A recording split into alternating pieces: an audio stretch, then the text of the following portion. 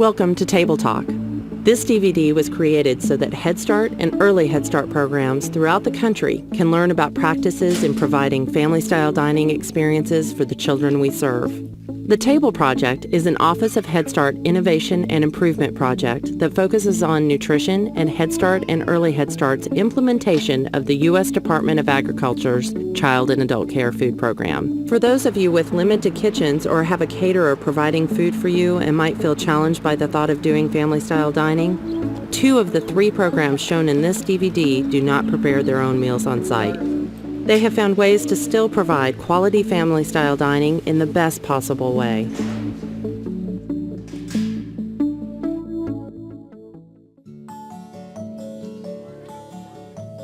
Family-style dining is such an important part of Head Start programs. There are not any other programs that have mandates that speak to the importance of that opportunity within the classroom environments. It's a very integral part of our day.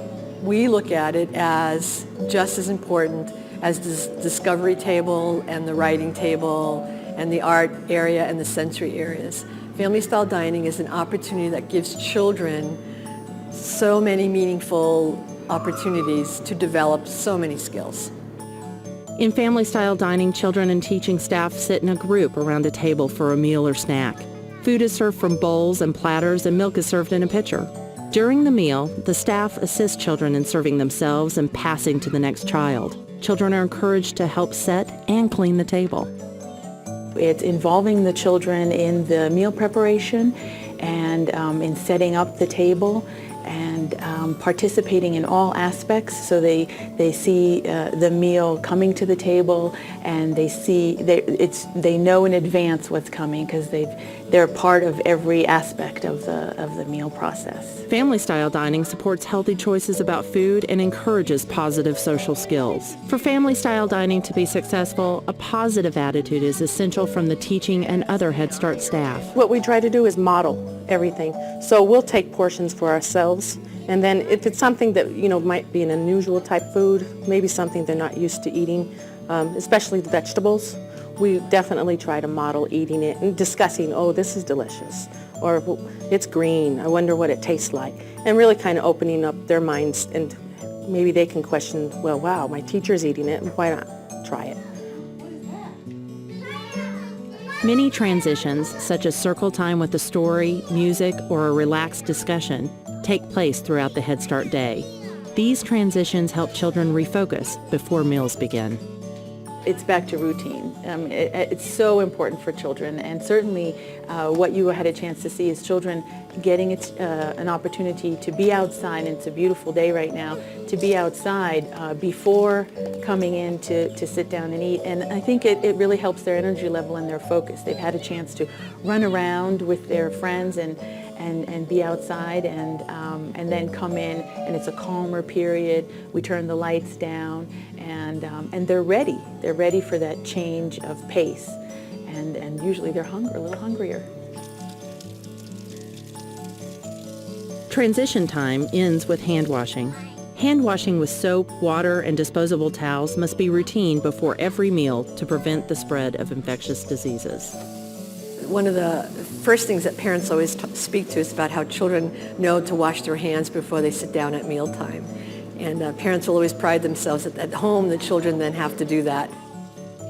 After transition time, children assist the teaching staff in setting the table.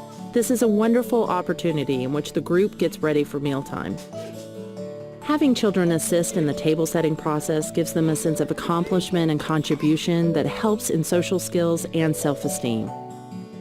It starts from the children being a part of it, having children as part of their job perhaps of the day, which empowers them to feel like they're a part of their environment, to setting the tables.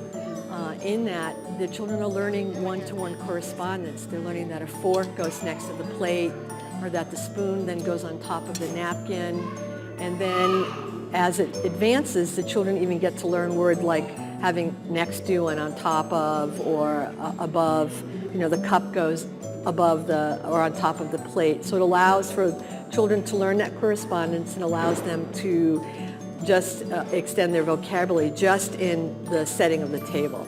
Children and adults sit together at tables and chairs that are easily used by the children. Because the bowls and the all the materials, all the items at the table are child size, that they are participating in every aspect of the meal. They're pouring the milk themselves, they're setting the table, they're passing the dishes around. So the way that family style dining helps develop motor skills for young children is, their fine motor skills more than anything, by holding the cup themselves, holding the serving utensils, the plates, by passing the bowls themselves, by cutting, by, all of that. So they themselves are trying all of these things and are developing their motor skills. After the children prepare the table, all items of the meal are brought to the table at the same time. Foods are not held back from a child as a reward or as dessert. Children are allowed to decline an item or take a small amount. The teaching staff encourages children to try new foods. Giving children freedom to decide how much to eat also allows them to listen to their bodies to learn how it feels when they are full. We encourage the child to eat if he wants to eat. Normally they do want to eat, they want to try new foods and drink their milk, but sometimes they push themselves up, and we know that's the key, that this child is done eating. He doesn't want to eat anymore, and so we respect his wishes. I've observed that when children have choices, they're able to decide what to eat, and they're actually more likely to choose something that other children might not eat, like broccoli or spinach. So maybe they won't eat it the first time that they are offered this meal, but maybe the next time, or maybe the third time. They're given the independence and the choice to actually learn to try new foods. Teachers are role models for family-style dining. When teachers have good attitudes about the healthy choices served, children will follow. This is also an opportunity for teachers to engage children in social conversation that is not about food. Questions about their day, things they like to do, family vacations, and so forth stimulate the child's mind and develop social skills. One of the opportunities that it provides is the ability to address the issue of social skills for children, to pass the plate so that they can have food as well, to perhaps wait, even though I'm really hungry, but to wait till we all have food on our table. It allows children to do things like one of the children this morning said, "Please pass the milk," and the child who heard it then passed the milk. And I'd say, one of the things that I would say would be thank you, and the little person said, "Thank you." So it really allows for some modeling around social skills and connecting to your peers. Well, what I've seen here is the children get that experience of sitting together as a group, so that community part of it, also being able to pass things around in that family style. Maybe some of the children don't have that at their home, so in order for them to come here and have that experience, I think it's really beneficial. Children are taught to scrape their plates when they are finished eating. In some facilities, there are compost and recycle bins available. When a spill occurs, children clean it as well. This teaches children responsibility and respect for their environments. So having children see that recycling and composting and taking care of our earth is really important. So what a perfect time is during mealtime, is to have children, again, when they're done, they take responsibility, they take ownership. There's a lot of self-reliance. I can clean up my plate. I can put this in their compost, and I can put my towels or napkins into the recycle bin. So again, it just extends that opportunity for more learning just by having a meal with a child. Family-style dining can also be experienced by toddlers. Toddlers are seated at tables appropriate for their size. In this environment, teachers sit with no more than 4 children at a table. This ensures that attention can be placed on assisting and on socializing. Teaching staff serves the full amount required by CACFP guidelines. If a young toddler is not quite ready to sit on their own, the child may be held and spoon-fed. I think these children, even though at this young age, they learn to socialize with one another. They help each other to eat. Sometimes they try to steal food from one another, and since they cannot really speak, we watch for facial and body language to see what the wants, the dislikes and likes about the foods that we provide for them, and they're really good at telling us what they need and what is it that they don't like. Head Start has guidelines for feeding infants. Infants must be held while being fed. It is important to remember that infants have different CACFP meal component requirements every 4 months of growth. Infants must be fed on demand, not all at one sitting. This encourages the child's natural feelings of hunger to develop correctly. Head Start guidance is given regarding feeding infants. It is important to hold infants and to establish eye contact while feeding them. The practice of giving infants a bottle when lying down to rest is dangerous, as it may lead to choking, ear infections, or dental problems.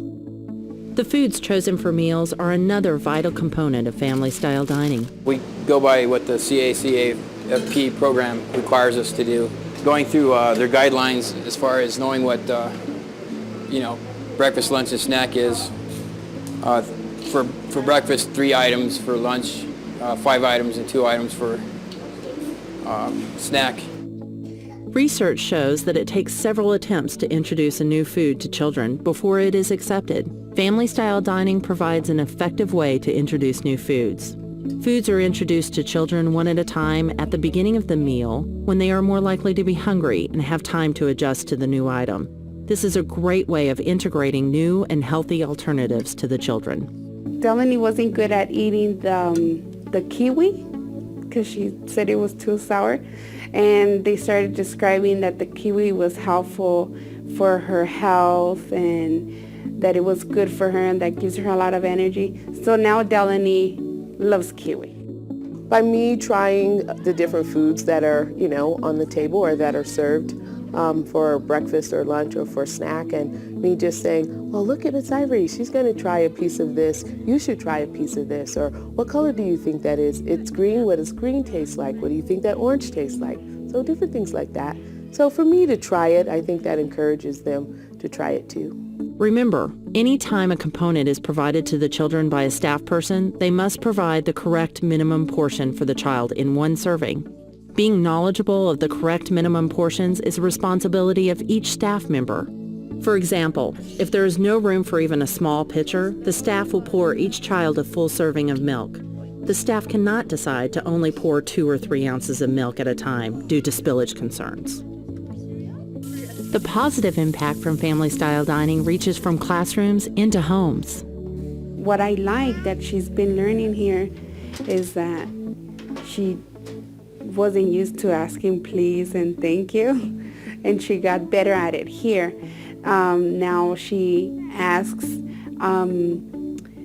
she'll go, Antoine, can you please pass me the milk? And then she gets good at it, and then once Antoine gives her the milk, she says, thank you, Antoine. And she's like more educated than before she was here. They actually got more independent, and then actually when they started serving themselves, they started talking more and things like that. So their communication skills got better with us and things like that. So it was a good change. The routine of what to expect when has been really good for her.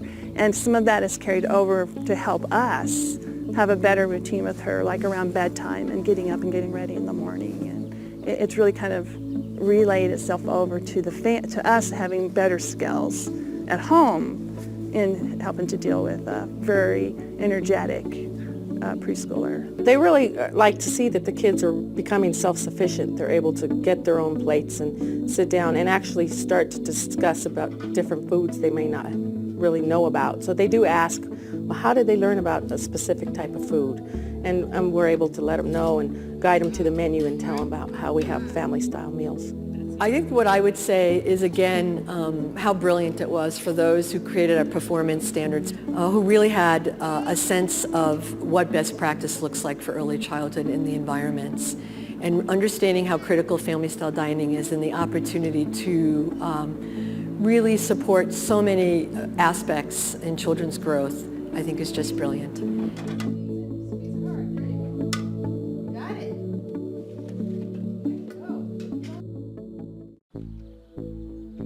Thanks for watching Table Talk.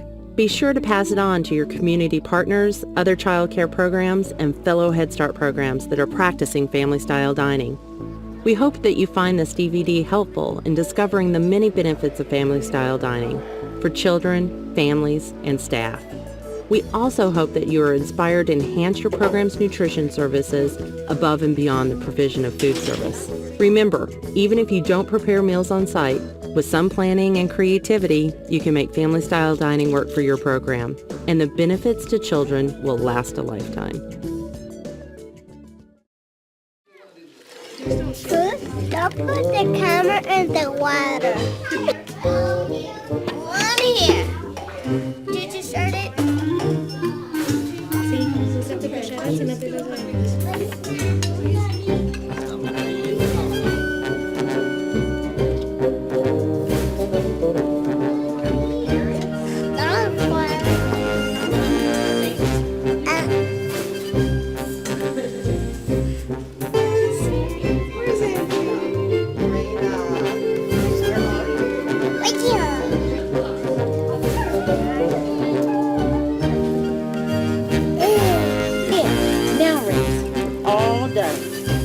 Hello?